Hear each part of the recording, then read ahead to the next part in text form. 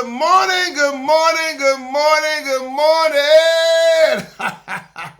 Hey, it's Saturday morning, and ain't God good, and won't he do it? Oh, yes, he will, oh, yes, he will. I know my children probably saying, Mr. Lee Craft, Lee Craft, Lee Craft. You say the same thing every Saturday morning. I'm going to say Enoch, Ewok, Enoch. That means y'all sure know what to say. Look. Yesterday, man, last night, man, was a tough game for my Collierville Dragons. Man, they lost. Man, they lost bad, and they had a chance to win the game. I don't know what it is. I don't know if it's coaching. I don't know if it's coaching. But I know something has to change. You know, talked to my nephew yesterday. I said, nephew, Uncle Andrew. What's up, nephew? Uncle Andrew, we need to talk, Uncle Andrew. About what? You know what I'm talking about there. We ain't talking about the game and about this National Guard coming to Memphis. I said, nephew, but before we get started, if you have any comments or concerns, please email me at leecraftwhatif@gmail.com or go to Anchor, Spotify, YouTube, Facebook, all those beautiful apps. Look for the animated black man with a white beard smiling in that profile and that finally realized, y'all trying to size me up. Yeah, my nephew was upset last night. You know, they lost, man. One time, they should have won the game. But you know those saying, woulda, shoulda, coulda, right? And my nephew, he was upset, man. You know, oh man, it's like it's wild, man. Sometimes, man, it's like teams implode from the inside. But like I said, though, it wasn't a district game, so hopefully things will get better for Collierville going down the road. Cause excuse me, they didn't start playing district games. I think the following week. But my nephew said, Uncle Andrew. I don't know why we losing like this, Uncle Andrew. We should, Uncle Andrew, nephew. What the young folks said now? Say less. He said, what? Yeah, what y'all say, right? He said, who are y'all? But he said, Uncle Andrew, what's up with the National Guard coming to Memphis? I said, nephew, it's simple, nephew. What do you mean it's simple? I said, I don't agree with everything that Trump is doing. I really don't, because a lot of things he's doing is, I think it's not human, if you know what I mean. For the deportation, all those things, you know, because America's built by immigrants. You know what I'm saying? So, you know, and I said it to say this: everybody here is basically an immigrant. You know what I'm saying?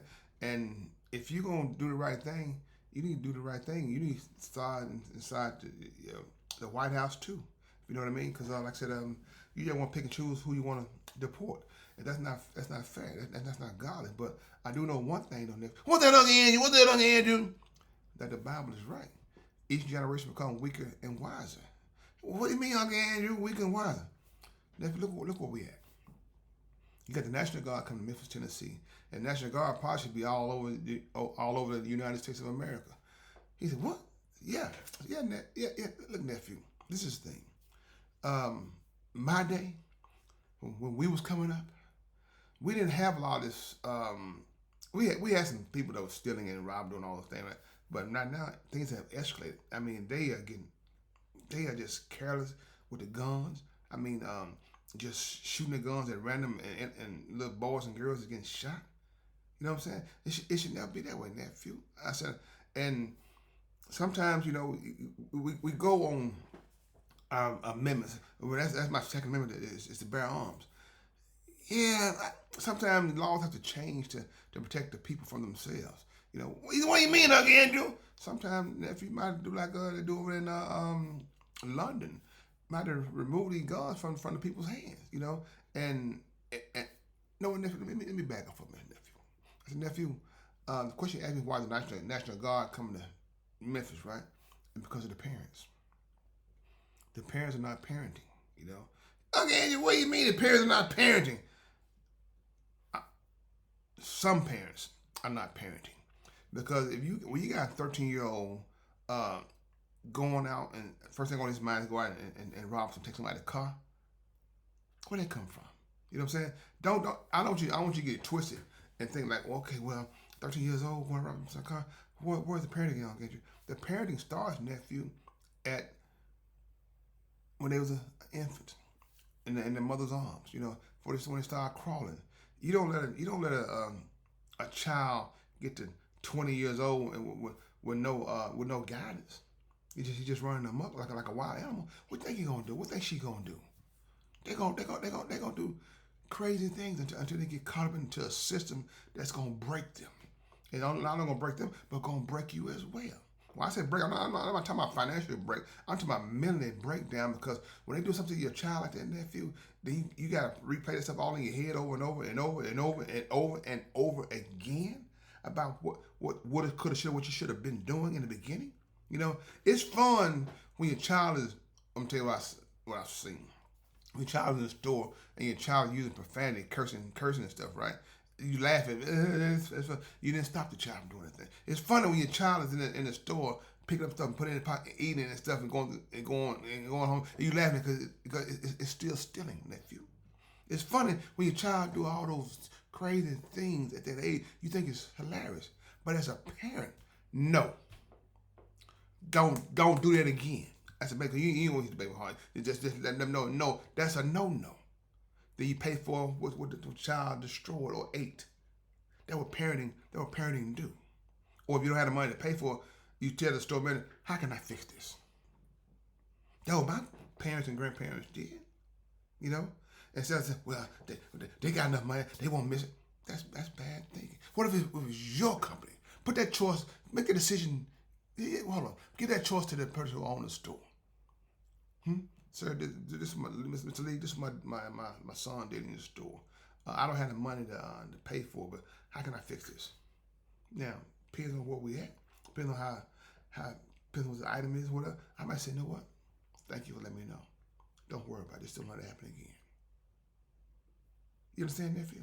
Uncle Andrew, I understand. Uncle Andrew, I understand. Uncle Andrew, I am blessed to have parents like what I got, and uncles and grandparents like what I had.